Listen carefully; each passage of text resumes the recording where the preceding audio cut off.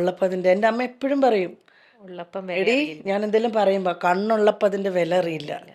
സത്യമാണ്. ഞാനിപ്പോൾ എപ്പോഴും എൻ്റെ ഫ്രണ്ട്സ്, എൻ്റെ കൂടെയുള്ള ഒന്ന് രണ്ട് ക്ലോസ് ഫ്രണ്ട്സിന് അറിയാം, എന്തെങ്കിലും വിഷമം വന്നാൽ ഞാൻ അവരുടെ അടുത്ത് ഞാൻ തുറന്നിട്ട് ഞാൻ കരയുകയൊക്കെ ചെയ്യുക. അപ്പം ഞാൻ ഇത് പറഞ്ഞിട്ട് ഞാൻ പറയും, എൻ്റെ അമ്മ എപ്പോഴും എന്നോട് പറയും, കണ്ണുള്ളപ്പോൾ അതിൻ്റെ വില അറിയില്ലടി എന്ന്. സത്യമാണ്. അയ്യോ, നല്ല വ്യക്തമായിട്ട് അതിൻ്റെ വില അറിയുന്നുണ്ട്. ഇപ്പം ഞാൻ ഷൂട്ടിന് പോണു, ഞാൻ എൻ്റെ വീട്ടിൽ പെൺകുട്ടി ഭയങ്കര സ്ട്രോങ് ആയിട്ട് എൻ്റെ കുഞ്ഞിനെ അവളുടെ കുഞ്ഞിനെ പോലെ നോക്കുന്നതുകൊണ്ടാണ് ഞാൻ ഇപ്പോൾ ഇവിടെ വന്നിരിക്കുന്നത്. അതല്ലെങ്കിൽ എന്താ, നമുക്ക് ധൈര്യമായിട്ട് നമ്മുടെ അച്ഛനെയും അമ്മയും ആരെങ്കിലും, അവർ പേരക്കുട്ടികളെന്ന് വെച്ചാൽ ജീവനായിരിക്കും, നോക്കാൻ ഏൽപ്പിക്കും. എനിക്കൊരു വിഷമം വന്നാൽ, ഇപ്പം ഞാൻ കഴിഞ്ഞ കുറച്ച് വർഷങ്ങൾ കടന്നുപോയ ഒരുപാട് വിഷമം പിടിച്ച എൻ്റെ സിറ്റുവേഷനിലെല്ലാം എനിക്ക് പോയി ചെന്ന് കെട്ടിപ്പിടിച്ച് കരയാൻ എൻ്റെ അമ്മയുണ്ടായിരുന്നു, ഉണ്ടായിരുന്നേനെ. അതുണ്ടായിട്ടില്ല. ഞാൻ ഫോട്ടോയിൽ നോക്കിയാൽ കരഞ്ഞിട്ടുള്ളത്. എന്ത് ചെയ്യാൻ പറ്റും? എൻ്റെ വീട്ടിലങ്ങനെ ഫ്രെയിം ചെയ്ത് അച്ഛനും അമ്മയും മരിച്ച് മറ്റേ തിരി കത്തിച്ച ആ പരിപാടി ഒന്നുമില്ല. അച്ഛൻ്റെ അമ്മയുടെ ഒരു കൊച്ചു ഫോട്ടോ ഇറങ്ങുന്നിടത്ത് ഇങ്ങനെ വെച്ചിട്ടുണ്ട്, ഒരു ഫ്രണ്ടിലൊരു പിങ്ക് കളറിലെ റോസാപ്പൂവായിട്ട്. അതല്ലാതെ അങ്ങനെ സെപ്പറേറ്റ് അങ്ങനത്തെ ഫീൽ എനിക്ക് ഇഷ്ടമല്ലാത്തതുകൊണ്ട്. നോർമലി മരിച്ചു കഴിഞ്ഞാൽ നമ്മൾ ഫോട്ടോയൊക്കെ വെച്ച് മാലയൊക്കെ വെച്ച്, എനിക്കതൊന്നും പറ്റൂല. അവരങ്ങനെ അവർ മുന്നേ പോയിരിക്കുക. അവർ വേറൊരു സ്ഥലത്തേക്ക്, ഏതോ ഭംഗിയുള്ള സ്ഥലത്തേക്ക് പോയേക്കുക. ഞാനും കുറച്ച് വർഷം കഴിയുമ്പോൾ ഞാനും അങ്ങോട്ട് പോകണം. എനിക്ക് വേണ്ടിയിട്ട് അവിടെ വീടൊക്കെ കെട്ടി സെറ്റ് ചെയ്ത് അങ്ങനെ ചിന്തിക്കാൻ എനിക്കിഷ്ടം ഇപ്പോൾ. അല്ല, അങ്ങനെ ചിന്തിച്ചേ മതിയാവുള്ളൂ. നമ്മൾ ഫാക്റ്റ് അക്സെപ്റ്റ് ചെയ്യാന്ന്, റിയാലിറ്റി അക്സെപ്റ്റ് ചെയ്യാന്ന് പറഞ്ഞ സാധനം. അച്ഛനും അമ്മയുടെയും എന്താ പറയാ, അവർക്ക് വേണ്ടിയിട്ടെല്ലാം ഇത് ചെയ്തു കൊടുക്കണമെന്നും അവർക്കും വലിയൊരു ആഗ്രഹമായിരുന്നു. അച്ഛൻ്റെ അമ്മയുടെയും തൻ്റെ മകള് ഒരു സിനിമയുടെ പോസ്റ്ററിൽ എൻ്റെ മോളെ കാണണം എന്നുള്ളത് അവരുടെ വലിയൊരു ആഗ്രഹമായിരുന്നു. രണ്ടുപേർക്കും അത് കാണാൻ സാധിച്ചിട്ടില്ല. എന്താ, വീണയ്ക്കായിക്കോട്ടെ, ആദ്യം വീണ ഒരുപാട് സന്തോഷത്തോടെയും എക്സൈറ്റ്മെൻറ്റോടു കൂടിയും അഭിനയിച്ച സ്ത്രീത്വം സീരിയൽ, ആ സീരിയലും റിലീസാവാൻ പോണൂന്ന് അറിഞ്ഞ സമയത്ത് അന്ന് ഞാൻ കേട്ടിട്ടുണ്ട്, വീണ എല്ലാവർക്കും, നാട്ടുകാർക്കും വീട്ടുകാർക്കും എല്ലാവർക്കും പോയി ലഡുവും ജിലേബി എല്ലാം വാങ്ങിക്കൊടുത്തു. പക്ഷെ പിന്നീട് അറിയാണ് ആ സീരിയൽ ടെലികാസ്റ്റ് ചെയ്യുന്നില്ല. അതിന് വീണ തലകറങ്ങി വീണു. ആ ഒരു കാര്യമായിട്ടെല്ലാം അറിഞ്ഞു വന്നിട്ടുണ്ടല്ലോ. അതെ, പഠിച്ചിട്ട് തന്നെയല്ലേ നമ്മൾ വന്നിരിക്കുക. ആ ഒരു സിറ്റുവേഷൻ, ഞാൻ ഈ പറഞ്ഞ സിറ്റുവേഷൻ, അതെങ്ങനെയാ വീണ അന്ന് ഓവർകം ചെയ്തത്? ആക്ച്വലി അത് ഓവർകം ചെയ്യുന്നതിന് മുന്നേ പറയുകയാണെങ്കിൽ, എൻ്റെ അച്ഛനാണ് ആദ്യം ഇൻഡസ്ട്രിയിൽ വരുന്ന ആൾ. അച്ഛനും മലയാളത്തിൽ നിന്നുള്ള ഒരു വലിയൊരു പ്രൊഡക്ഷൻ കൺട്രോളറും പ്രൊഡ്യൂസറും ഒക്കെയാണ് അദ്ദേഹം. അവർ രണ്ടുപേരോട് ഒരുമിച്ച്, ഞാൻ അദ്ദേഹത്തിൻ്റെ പേര് പറയാൻ ആഗ്രഹിക്കുന്നില്ല, അവർ രണ്ടുപേരോട് ഒരുമിച്ചാണ് ഇൻഡസ്ട്രിയിലേക്ക്. ഞാനൊരു 1ാം ക്ലാസ്സിലൊക്കെ പഠിക്കുമ്പോഴാണ്. അന്ന് ടെലിഫിലിമുകളാണ് ഉള്ളത്, 13 എപ്പിസോഡ് ടെലിഫിലിമുകൾ. ഈ ഹലോ ക്യാപ്റ്റൻ എന്നൊക്കെ പറഞ്ഞിട്ട് ക്യാപ്റ്റൻ രാജു ഹീറോ ആയിട്ടുള്ള അങ്ങനെ സംഭവങ്ങളാണ് ദൂരദർശനിലുള്ളത്. അന്ന് മറ്റേ ഈ മറ്റ് ചാനലുകളൊന്നും വന്നിട്ടുണ്ടോ എന്ന് പോലും എനിക്ക് അറിയില്ല. അപ്പോൾ അതിൻ്റെ അകത്ത് പ്രൊഡക്ഷൻ കൺട്രോളറായിട്ടും പ്രൊഡ്യൂസറായിട്ടും ഡയറക്ഷൻ സൈഡിലുമാണ് എൻ്റെ അച്ഛൻ വർക്ക് ചെയ്തിട്ടുള്ളത്. ഇപ്പോൾ അന്ന് പുള്ളിയും എറണാകുളത്ത് വരുമ്പോൾ അച്ഛനും അമ്മയും തമ്മിലുള്ള പ്രേമത്തിൻ്റെ കൂടുതലുകൊണ്ട് അച്ഛൻ ഇവിടെ നിൽക്കാൻ പറ്റാതെ വന്നിട്ടാണ് അച്ഛൻ ഈ ഇൻഡസ്ട്രി വേണ്ടാന്ന് വെച്ചിട്ട് തിരിച്ച് നാട്ടിലേക്ക് വരുന്നത്, കോട്ടയത്തേക്ക്. കാരണം അമ്മയും അച്ഛനും ഭയങ്കര വലിയൊരു പ്രണയവിവാഹമാണ്, കോളുകളൊക്കെ സൃഷ്ടിച്ച പ്രണയവിവാഹം അത്.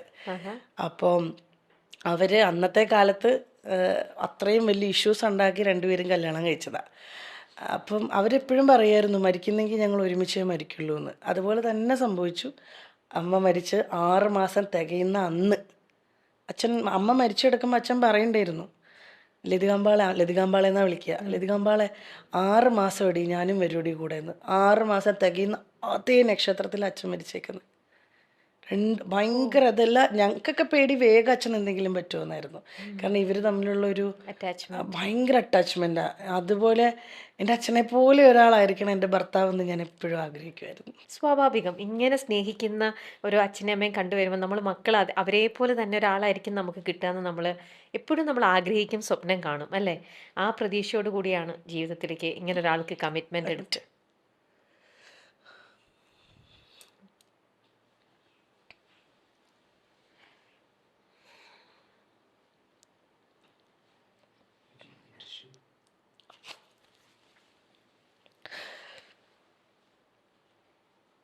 വീണ,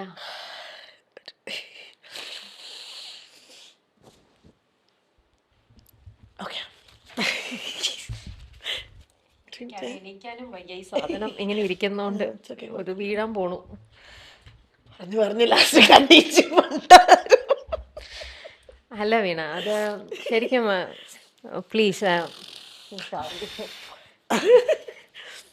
ഞാനും വീണയുടെ അതേ ഏജിലുള്ള ഒരാളാണ്. എനിക്ക് ഈസി ആയിട്ട് റിലേറ്റ് ചെയ്യാൻ പറ്റും വീണ പറയുന്ന ഓരോ കാര്യങ്ങളും.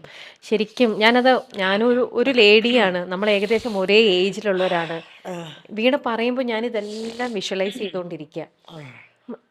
നമുക്കിത് ശരിക്കും റിലേറ്റ് ചെയ്യാൻ പറ്റും. ഞാനും കല്യാണത്തിലേക്ക് വരുന്നതൊക്കെ ഇങ്ങനെ ഏതൊരു പെണ്ണും നമ്മൾ വേറൊരു കുടുംബത്തിലേക്ക് പോകുമ്പോൾ ഇതൊക്കെ പ്രതീക്ഷിച്ചുകൊണ്ടല്ലേ. പ്രത്യേകിച്ചും ഞാനും അതെ, തുടക്ക സമയത്ത് എൻ്റെ ഹസ്ബൻഡ് അവരുടെ വീട്ടിലെ സാഹചര്യങ്ങൾ വേറൊരു രീതിയിലായിരിക്കാം. നമ്മളെപ്പോഴും നമ്മുടെ അച്ഛൻ്റെ അമ്മയുടെ രീതി വെച്ചിട്ടാണ് നമ്മൾ അദ്ദേഹത്തിനെ കാണുന്നതും.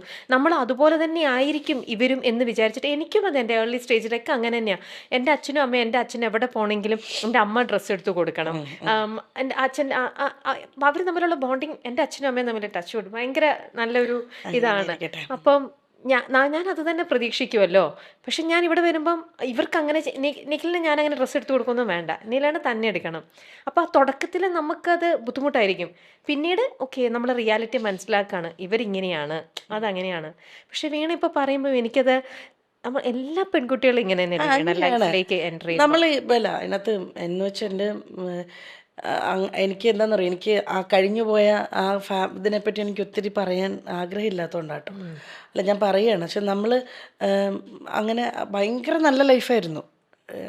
ഞാനും അദ്ദേഹവും ഭയങ്കര ഹാപ്പി ആയിക്കൊണ്ട് നല്ല രീതിയിൽ പോയിക്കൊണ്ടിരുന്ന. പിന്നെ കുറച്ച് താളപ്പിഴകൾ വന്നപ്പോൾ അത് പ്രോപ്പറായിട്ട് ഞങ്ങൾ ഹാൻഡിൽ ചെയ്തില്ല. എൻ്റെ ഭാഗത്ത് മിസ്റ്റേക്സ് ഉണ്ട്, അദ്ദേഹത്തിൻ്റെ ഭാഗത്ത് മിസ്റ്റേക്സ് ഉണ്ട്. അപ്പം അതുകൊണ്ടൊക്കെ ഇങ്ങനെയൊക്കെ ആയിപ്പോയി. ഒരു പക്ഷേ എൻ്റെ അച്ഛനും അമ്മ ഉണ്ടായിരുന്നെങ്കിൽ ഇങ്ങനൊന്നും ആവില്ലായിരുന്നു. അതെ. എൻ്റെ സൈഡിൽ നിന്ന് ആ സമയത്ത് സംസാരിക്കാൻ അല്ലെങ്കിൽ അതിനൊന്നും അച്ഛനും അമ്മ ഉണ്ടായിരുന്നെ കുറച്ചുകൂടെ സ്ട്രോങ് ആയിട്ട്. എൻ്റെ ചേട്ടൻ ഒറ്റ കാര്യം എന്നോട് പറഞ്ഞുള്ളൂ. എനിക്കൊരു ബ്രദറുണ്ട്, ശരത്ത് എന്ന പേര്, ലിബു എന്ന് ഞാൻ വിളിക്കും. ലിബു ചേട്ടൻ ഒറ്റ കാര്യമേ പറഞ്ഞുള്ളൂ, നിൻ്റെ തീരുമാനമാണ് നിൻ്റെ ലൈഫ്. പക്ഷെ നമ്മുടെ അച്ഛനും അമ്മ ഉണ്ടായിരുന്നെ കുറച്ചുകൂടെ നമ്മളോട് അങ്ങനെ ആയിരിക്കില്ല പറയുക. ഏട്ടൻ കുറച്ചുകൂടെ മുതിർന്ന രീതിയിൽ ഏട്ടൻ എന്നോട് അങ്ങനെ സംസാരിച്ചു എന്നേ ഉള്ളൂ. ബാക്കി എനിക്ക് കണ്ണൻ്റെ വീട്ടിൽ വേറെ അങ്ങനത്തെ വലിയ ഇതൊന്നും ഉണ്ടായിരുന്നില്ല. ഞങ്ങൾ കുഴപ്പമില്ലായിരുന്നു, ഞാൻ ഓക്കെ ആയിരുന്നു, ഞങ്ങൾ ഹാപ്പി ആയിരുന്നു. ഞങ്ങൾക്ക് ഒത്തിരി നല്ല ഗുഡ് മെമ്മറീസ് ഉണ്ട്.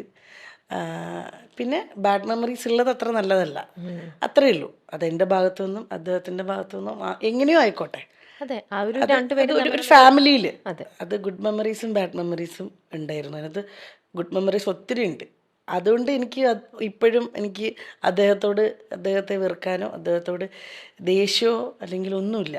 എനിക്കിപ്പോഴും അതുകൊണ്ട് എൻ്റെ മോൻ്റെ അച്ഛൻ എന്നുള്ള രീതി എനിക്ക് ഭയങ്കര ഇഷ്ടമാണ് അയാളെ ഇപ്പോഴും. കാരണം at the end of the day ഞങ്ങൾ തമ്മിൽ ഇത്രയും വർഷം ഒരുമിച്ചുണ്ടായിരുന്നതാണ്. നമ്മൾ ഒരു ദിവസം നമ്മൾ പിരിഞ്ഞു അല്ലെങ്കിൽ പിണങ്ങിയെന്ന് വെച്ചിട്ട് ഞാൻ അദ്ദേഹത്തെ കുറേ കുറ്റപ്പെടുത്തി, അല്ല അദ്ദേഹം എന്നെ കുറേ കുറ്റപ്പെടുത്തി. ഞാൻ ഒരു പബ്ലിക് പ്ലാറ്റ്ഫോമിൽ പോയി നമ്മളിരുന്ന് സംസാരിച്ചിട്ട് ഒന്നും നേടാനില്ല. അദ്ദേഹം നല്ല മനുഷ്യനാണ്. അദ്ദേഹത്തിന് അങ്ങനെ ഞങ്ങളതായിട്ടുള്ള പേഴ്സണൽ പ്രശ്നങ്ങളാണ് അതൊക്കെ. പക്ഷെ അത് മോനെ ബാധിക്കരുതെന്ന് ഞങ്ങൾക്ക് ഭയങ്കര നിർബന്ധമുണ്ട് കേട്ടോ, രണ്ടുപേർക്കും. അത് ഞങ്ങൾ മോനെ ബാധിപ്പിച്ചിട്ടേ ഇല്ല. ഇപ്പം അവധി വന്നപ്പോൾ കണ്ണൻ്റെ കൂടെ ആയിരുന്നു ഓൾമോസ്റ്റ് ദിവസങ്ങൾ. കാരണം എനിക്ക് നല്ല തിരക്കായിരുന്നു. അപ്പം ഞാൻ തന്നെ വിളിച്ചിട്ട് പറഞ്ഞു, കണ്ണാ കുറച്ച് ദിവസം കൂടെ അവനോട്. അതിനെന്താ, കണ്ണന് സന്തോഷമില്ലല്ലോ. അപ്പം ഒരു അച്ഛനെന്ന രീതിയിലും അമ്മയെന്നുള്ള രീതിയിലും അവൻ ഹാപ്പിയാണ് ഞങ്ങളുടെ കാര്യത്തിൽ.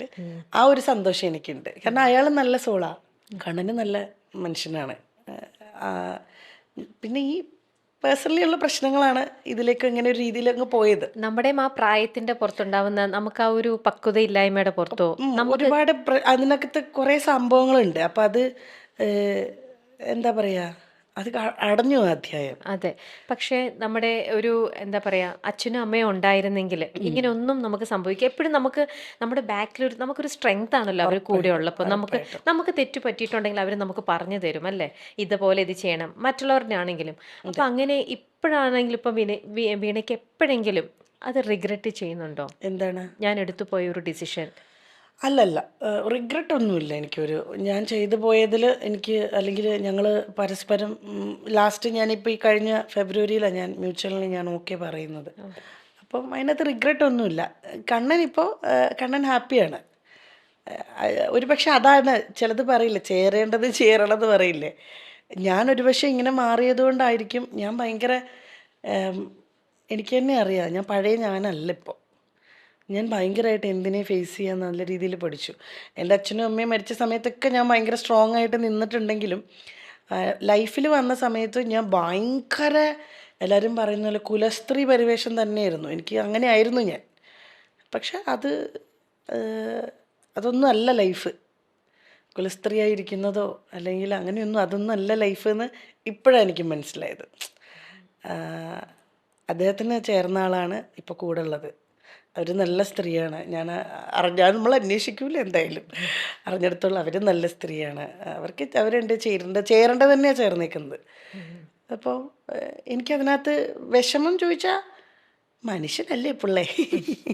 സത്യം വിഷമം എപ്പോഴെങ്കിലും, കാരണം ഇപ്പോഴും നിങ്ങൾ ഒരുമിച്ചില്ലാന്നല്ലേ ഉള്ളൂ, ഒരു കാലത്ത് ഒരുമിച്ചുണ്ടായിരുന്നവരാണ്, പരസ്പരം നന്നായിട്ട് സ്നേഹിച്ചവരാണ്. അതൊരിക്കലും നമുക്ക് അവരെയൊന്നും അങ്ങനെ പാട്ടുകൾ ഞങ്ങൾ രണ്ടുപേരും ചേർന്ന് കേട്ടിട്ടുണ്ടായിരുന്ന പാട്ടുകൾ കേൾക്കുമ്പോൾ ഇപ്പോഴും പുള്ളിയെ ഓർമ്മ വരുള്ളൂ. അമ്പാടിയുടെ പഴയ വീഡിയോസും ഒക്കെ നമുക്ക് ഫേസ്ബുക്കിൽ അപ്ഡേഷൻ വരുമ്പോഴൊക്കെ കണ്ണനും ഞാനും കുഞ്ഞും കൂടെയുള്ള ഫോട്ടോസാണ് കാണുന്നത്. അതുപോലെ തന്നെ പുള്ളിക്ക് റിഫ്ലക്റ്റ് ചെയ്യാതിരിക്കത്തില്ല, മനുഷ്യരല്ലേ. പിന്നെ at the end of the day പുള്ളി അങ്ങനെ ഗ്രഡ്ജോ വൈരാഗ്യോ അങ്ങനത്തെ ഉള്ളൊരു ആളല്ല. പുള്ളി നല്ല മനുഷ്യൻ തന്നെയാണ്. എനിക്കും അങ്ങനെ ഗ്രഡ്ജോ പ്രശ്നങ്ങളോ ഒന്നും തന്നെ ഒരാളോടും ഇല്ല. അപ്പം അതുകൊണ്ട് തന്നെ ഞങ്ങളിപ്പോൾ മോൻ്റെ കാര്യത്തിലും എനിക്കങ്ങനെ, പിന്നെ നമ്മൾ ഓരോന്നും വെച്ചിട്ട് ഇപ്പോൾ മോനെ നോക്കുന്നത് കസ്റ്റഡി എനിക്കാണ് എന്നുള്ളത് മാത്രമേ ഉള്ളൂ. കസ്റ്റഡി എന്നുള്ള പേര് പോലും പറയാൻ നമുക്ക് ഇതല്ല. പക്ഷെ മോൻ്റെ കാര്യങ്ങൾ മുഴുവൻ ഹാൻഡിൽ ചെയ്യുന്നത് ഞാനാണ്. അതിനകത്ത് ഞാൻ ഭയങ്കര ഹാപ്പിയാണ്. നമ്മൾ ജീവിക്കുന്നതിൽ അർത്ഥം വേണ്ടേ? എനിക്ക് ജീവിക്കുന്നതിന് ഭയങ്കര അർത്ഥമുണ്ട്. എൻ്റെ കുഞ്ഞെനിക്ക് അതൊരു ഭയങ്കര എന്താ പറയുക, ഭയങ്കര സ്ട്രോങ് പില്ലറാണ് അവൻ എൻ്റെ. സത്യം മക്കളെന്ന് പറയണത്. നമ്മൾ ഒരു പക്ഷേ ഈ സമയത്തായിരുന്നു എൻ്റെ കല്യാണം നടന്നിരുന്നെങ്കിൽ ഇങ്ങനെയൊന്നും സംഭവിക്കില്ലായിരുന്നു. കാരണം ഇപ്പം എനിക്ക് അന്ന് എടുത്തു ചാടി നമ്മൾ ഭയങ്കര ദേഷ്യം, എനിക്ക് ഭയങ്കര ഒന്നും മുന്നും പിന്നും നോക്കാത്ത രീതികളുണ്ടായിരുന്നു എനിക്ക് കുറേ. പക്ഷെ ഇപ്പം അങ്ങനെ അല്ലല്ലോ. ഇപ്പം നമ്മൾ എന്താ ചെയ്യുന്നത്, പ്രവർത്തിക്കുന്നതിനൊക്കെ നമുക്ക് വ്യക്തമായ ഒരു ധാരണയും കാഴ്ചപ്പാടും ഉണ്ട്. എനിക്ക് അറിയാവുന്ന എൻ്റെ കസിൻസൊക്കെ പിള്ളേരോട് പറയും, ദൈവം ഇത് 30 വയസ്സെങ്കിലും ആകുമ്പോഴേ കല്യാണം കഴിക്കാവുള്ളേ. കാരണം ആ ഒരു പ്രായമൊക്കെ എത്തണമെന്നേ നമുക്കൊരു പക്വത. എല്ലാവരും പറയും ഇല്ല ഞാൻ ഭയങ്കര മെച്യൂരിറ്റി ഉണ്ട്, നമ്മുടെ വേറെ പല കാര്യങ്ങൾക്കും നമ്മൾ ഫേസ് ചെയ്യുന്ന പ്രശ്നങ്ങൾ നമ്മൾ മെച്യൂർഡായിട്ട് ചെയ്യും. പക്ഷെ ചില കാര്യങ്ങൾക്ക് നമുക്ക് മെച്യൂരിറ്റി വരാൻ, അല്ലെ വകതിരിവ് വരാൻ കുറച്ച് സമയമെടുക്കും. അപ്പം അങ്ങനെ എനിക്ക് തോന്നിയിട്ടുണ്ട്. ഒന്ന് ഡിലേ ആയിട്ട് മതിയായിരുന്നു എന്നെനിക്ക് തോന്നിയിട്ടുണ്ട്. പക്ഷെ ഇപ്പം ഹാപ്പിയാണ്, പുള്ളി ഹാപ്പിയാ, ഞാനും ഹാപ്പിയാ. ഇതെല്ലാം നമ്മൾ അവസാനം നമ്മുടെ തലവര, നമ്മുടെ ഡെസ്റ്റിനി ആയിരുന്നു ഇതെല്ലാം, അല്ലേ? നമ്മൾ ഇതൊക്കെ ഗോ ത്രൂ ചെയ്യണം. നമ്മൾ ആരും ആഗ്രഹിച്ചിട്ടല്ല, പക്ഷെ നമ്മുടെ ലൈഫിൽ ഇതൊക്കെ നമ്മൾ ഗോ ത്രൂ ചെയ്യണം എന്നുള്ളത് നമ്മുടെ ഓരോരുത്തരുടെയും ഉള്ള ഇതാണ്. പക്ഷെ നമുക്ക് എപ്പോഴും നമ്മുടെ ലൈഫിലൊരു പ്രശ്നങ്ങളൊക്കെ വരുമ്പോഴേ സ്വാഭാവികമായിട്ടും നമ്മൾ ആരാണെങ്കിലും, കല്യാണം കഴിഞ്ഞിട്ടുള്ളവരാണെങ്കിൽ നമ്മൾ നമ്മുടെ ഭർത്താവിൻ്റെ അടുത്തായിരിക്കും പറയുക, അല്ലെങ്കിൽ അച്ഛനും അമ്മ, അല്ലെങ്കിൽ നമ്മുടെ നല്ലൊരു ക്ലോസ് ഫ്രണ്ട് ഉണ്ടെങ്കിൽ, ബെസ്റ്റ് ഫ്രണ്ട് ഉണ്ടെങ്കിൽ. അങ്ങനെ വീണയെ സംബന്ധിച്ച് അപ്പോൾ ഇപ്പം എന്തെങ്കിലും ഒരു ബുദ്ധിമുട്ടുകളോ എന്തെങ്കിലും ഒരു പ്രശ്നമോ വീണയ്ക്ക് ഹാൻഡിൽ ചെയ്യാൻ പറ്റാത്ത പല സിറ്റുവേഷൻസ് വന്നു കഴിഞ്ഞാൽ അപ്പോൾ വീണ ഇപ്പോൾ ആരുടെ അടുത്ത് ആദ്യം പോയി പറയുക? ഇപ്പോൾ കഴിഞ്ഞ കുറച്ച് നാളുകളായിട്ട് ഞാൻ പറഞ്ഞു, എനിക്ക് വളരെ 1, 2, 3 ഫ്രണ്ട്സ് ഉണ്ട്. അതിനകത്ത് എൻ്റെ എല്ലാ കാര്യവും അറിയാവുന്ന ഒരു ഫ്രണ്ടെന്ന് പറയുന്നത്, എന്നെപ്പറ്റി ഞാൻ എന്ന് പറയാവുന്ന ഒരാളാണ് അലീന. എന്നാൽ ഇന്ന് വിളിക്കാറില്ല ഞാൻ അവളെ. പിന്നെ അല്ലാതെ എനിക്കിവിടെ ഒരു നല്ലൊരു ഫ്രണ്ട്, വളരെ ഭയങ്കര എന്താ പറയുക, നമ്മുടെ കൂടെ അങ്ങനെ നിൽക്കുന്ന കുറച്ച് സൗഹൃദങ്ങളുണ്ട്.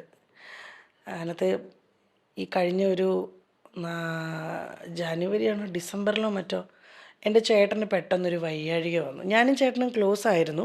പക്ഷെ അങ്ങനെ ഡെയിലി വിളിക്കലോ അല്ലെ സുഖാണോടി നിനക്ക് വയ്യേ അങ്ങനെ ഒന്നും ചോദിക്കലൊന്നുമില്ല. കാണുമ്പോൾ ഭയങ്കര സ്നേഹമാണ്. ഡെയിലി വിളിച്ച് അന്വേഷിക്കുന്ന ചേട്ടനോ ഡെയിലി വിളിച്ച് ചേട്ടൻ്റെ വിശേഷങ്ങൾ അന്വേഷിക്കുന്ന പെങ്ങളോ അല്ലായിരുന്നു ഞാൻ. പക്ഷേ കഴിഞ്ഞ ഡിസംബറിൽ ചേട്ടനൊരു ചെറുതായിട്ടൊരു അറ്റാക്ക് വന്നു. അപ്പോൾ ഇതിനകത്ത് ഇങ്ങനെ കാണിക്കുമല്ലോ, അപ്പോൾ എന്നെ വിളിച്ചിട്ട് ചേട്ടത്തിയമ്മ ഒമാനില്ല പ്രിയ. അപ്പോൾ എന്നെ പ്രിയ വിളിക്കുന്നത്, എടി ചേട്ടന് വയ്യ, നീ ഒന്ന് അത്യാവശ്യമായിട്ട് തിരുവനന്തപുരം ചെല്ലണം എന്ന് പറഞ്ഞ് ഞാൻ ആ ഇട്ട നിൽക്കുന്ന ട്രാക്ക് സ്യൂട്ടും ഒരു ടീഷർട്ടും ഇട്ടിട്ട് അതിട്ടെടുത്തിട്ട് ഞാൻ വണ്ടി എടുത്തിട്ട് എനിക്ക് വണ്ടി എടുക്കാൻ പറ്റണില്ല. അങ്ങനെ റാഫി എൻ്റെ ഡ്രൈവറിനെ വിളിച്ചിട്ട് അപ്പം തന്നെ ഞാൻ തിരുവനന്തപുരത്തേക്ക് പോകുന്നത്. ആ പോണ പോക്കിലാണ് എനിക്കൊരു ഭയങ്കര പേടിയായി. ദൈവം എൻ്റെ ചേട്ടന്, കാരണം ആ സെയിം ഹോസ്പിറ്റലാണേ. എൻ്റെ ചേട്ടൻ എന്നേലും പറ്റുമോ, ഇത് ആലോചിച്ചാണ് ഞാൻ അവിടെ വരെ എത്തുന്നത്. അപ്പം ഞാൻ ഇടയ്ക്കിടയ്ക്ക് ഫോൺ വിളിച്ച് ചോദിക്കുന്നുണ്ട്. ചേട്ടൻ നേഴ്സാണ്, പക്ഷെ ചേട്ടൻ നല്ല പേടിച്ചു തോറിയാ ചേട്ടൻ്റെ കാര്യത്തിൽ. ചേട്ടൻ 108 നേഴ്സാണ്. പക്ഷേ ചേട്ടൻ ഈ സൗണ്ടില്ലേ, ഈ ICUയിലെ സൗണ്ട് എനിക്കറിയാവുന്ന ഹോസ്പിറ്റലും ഡോക്ടേഴ്സും ആയതുകൊണ്ട് ചേട്ടന് ഫോണൊക്കെ കൊടുപ്പിച്ചു. ചേട്ടൻ പറയുന്നു, എടി എനിക്ക് ഈ സൗണ്ട് കേൾക്കാൻ പറ്റുന്നില്ലടി, പേടിയാവുന്നടി എന്ന് പറഞ്ഞു. പക്ഷെ ആൻജിയോഗ്രാം ഒന്നും ചെയ്തപ്പോൾ ചേട്ടന് കുഴപ്പമൊന്നുമില്ല. പക്ഷെ ഞാൻ അവിടെ ചെന്നു. പക്ഷെ അന്ന് മുതൽ ഞാനും ചേട്ടനും ഭയങ്കര ക്ലോസായി. ഞാൻ ഓടി ചെന്നപ്പോൾ ചേട്ടൻ്റെ സമാധാനം എനിക്ക് മനസ്സിലായി. ഞാൻ എനിക്ക് പിറ്റേന്ന് ഷൂട്ടുണ്ട്. എന്നിട്ട് ഞാൻ പിറ്റേ ദിവസം ലേറ്റ് നൈറ്റാണ് ഞാൻ അവിടെ നിന്ന് തിരിക്കുന്നത്. അതുവരെ ചേട്ടൻ്റെ കൂടെ ഇരുന്ന് ചേട്ടനെ കംഫർട്ടാക്കി. അതിനുശേഷം ഞാനും ചേട്ടനും ഭയങ്കര ക്ലോസാണ്, ചേട്ടത്തിയമ്മയായിട്ടും പണ്ടത്തെ ഇതിലും. കാരണം എനിക്കൊരു തോന്നൽ, ദൈവം എൻ്റെ ചേട്ടനും കൂടെ എന്നെ വിട്ടേച്ചപ്പോൾ ഞാൻ എന്ത് ചെയ്യും, അങ്ങനെ ഒരു പേടി ഉള്ളിൽ വന്നിട്ട് അതിനുശേഷം ഞങ്ങൾ 3 പേരും തമ്മിലുള്ള ബോണ്ടിങ്, ഏട്ടത്തിയമ്മയും ഞാനും. എനിക്ക് ചേട്ടന് വേണ്ടി എനിക്ക് സ്റ്റാൻഡ് ചെയ്യണം, ചേട്ടനും അതുപോലെ തന്നെ എല്ലാ കാര്യത്തിലും എൻ്റെ ഇടപെടുന്നു. എൻ്റെ പ്രശ്നങ്ങൾ വരുമ്പം ഞാൻ ചേട്ടാ ഇങ്ങനെയാണ് ചേട്ടാ, ഞാൻ എന്താ ചെയ്യുക. അപ്പോൾ അന്ന് ഡിവോഴ്സ് ചെയ്യുന്ന സമയത്തും എൻ്റെ ചേട്ടൻ തിരുവനന്തപുരത്ത് നിന്ന് ചേട്ടൻ കൂടെ വന്നിട്ടാണ് ഞാൻ സൈൻ ചെയ്യാനെല്ലാം പോയത്. അപ്പോൾ ഇപ്പോൾ ചേട്ടൻ എനിക്കിപ്പോൾ ഭയങ്കര എൻ്റെ എന്താ പറയുന്നത്, ഇത്രയും കുറേ ചെറുതിലെ എനിക്ക് നഷ്ടപ്പെട്ടു പോയിരുന്ന ഒരു ബോണ്ടിങ് ഉണ്ടായിരുന്നു. ചെറുതിലെന്ന് വെച്ചാൽ ഒരു ചേട്ടൻ്റെ കല്യാണമൊക്കെ കഴിഞ്ഞ് ചേട്ടൻ ബിസിയായി, ഫാമിലി 2 മക്കളുണ്ട്, അവരവരുടെ ലൈഫ്. അതിൽ നിന്ന് മാറി ഞാനും ചേട്ടനും പ്രിയയൊക്കെ തമ്മിൽ ഇപ്പോൾ ഒരു ഭയങ്കര ബോണ്ടുണ്ട്. അതിന് ശേഷം ഞാൻ എൻ്റെ ഫാമിലിയിലുള്ള പലരുമായിട്ടും കൂടുതൽ ഞാൻ ബോണ്ടിങ് വെച്ചു. എൻ്റെ ചിറ്റപ്പൻ, എൻ്റെ അച്ഛൻ്റെ പെങ്ങളുടെ ഫാമിലി, അമ്മാമ്മ, എല്ലാവരുമായിട്ട്. കാരണം എനിക്ക് ആരെയും നഷ്ടപ്പെടരുത്, ഉള്ള സമയം എനിക്ക് എല്ലാവരുടെയും കൂടെ വേണം, അങ്ങനത്തെ ഒരു തോന്നൽ ആ ഒരു ഇതിന് ശേഷം എനിക്ക് വന്നത്, ചേട്ടൻ്റെ ഒരു പെട്ടെന്നുള്ള വയ്യാഴികയ്ക്ക് ശേഷം.